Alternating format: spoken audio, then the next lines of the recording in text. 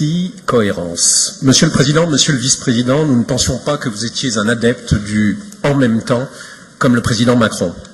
En réalité, tout comme lui, vous nous proposez dans ce SRADET un certain nombre d'objectifs et de règles qui nous satisfont pleinement, et en même temps, d'autres qui les contredisent.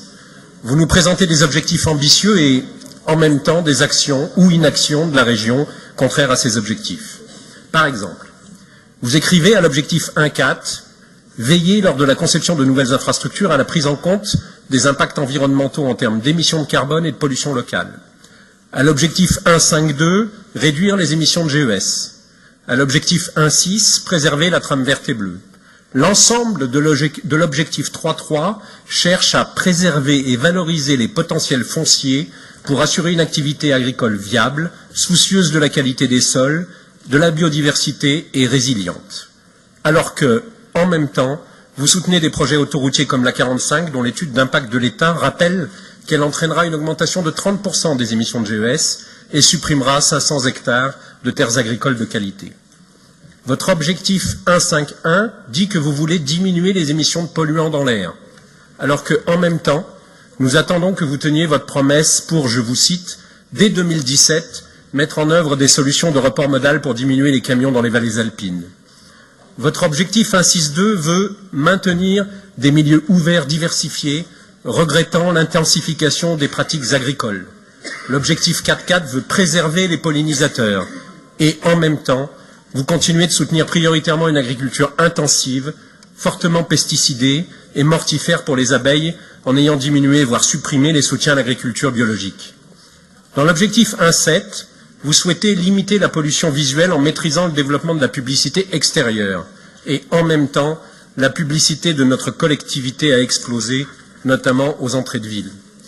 Votre objectif 2.3 prévoit dans les territoires urbains et périurbains de s'appuyer sur le réseau ferroviaire en vue d'offrir une desserte de type RER. En même temps, vous nous avez proposé tout à l'heure une liaison low cost pour le Val-de-Saône. L'objectif 2.3 intime de proposer des tarifications adaptées aux différents publics pour que la mobilité ne soit pas un frein et en même temps, vous avez fortement augmenté la tarification solidaire pour les populations les plus pauvres.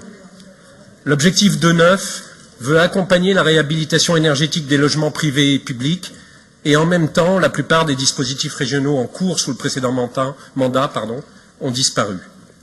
Votre objectif 3.1 dit privilégier le recyclage du foncier à la consommation de nouveaux espaces et en même temps, vous prévoyez l'artificialisation de nouveaux espaces pour la logistique dans la plaine de Saint-Exupéry, alors que par là-bas, les friches logistiques sont légion, comme dans beaucoup d'endroits de notre région. À l'objectif 3.7, vous prévoyez d'augmenter de 54% la production d'énergie renouvelable avec une multiplication par 7 de l'éolien. Au 9.3, vous vantez l'hydrogène, qui est sans doute exclusivement intéressant en complémentarité de l'éolien et de son intermittence. Et en même temps, vous ne proposez pas de schéma ni de zonage de développement de l'éolien dans une région où le préfet bloque tous les projets, même ceux qui sont acceptés et portés par les habitants et les collectivités locales. Votre objectif 4.5 veut préserver la ressource en eau pour limiter les conflits d'usage. Et en même temps, vous distribuez des dizaines de millions d'euros au développement de la neige artificielle ou à certaines pratiques agricoles intensives très gourmandes en eau.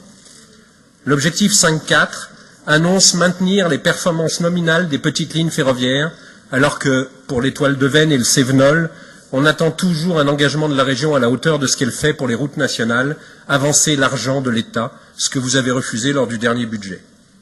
L'objectif 6.3 est d'exploiter le potentiel des fleuves, alors qu'on n'a pas vu passer de rapport de CP sur le fluvial depuis le début de ce mandat, ce qui était le quotidien des précédentes CP.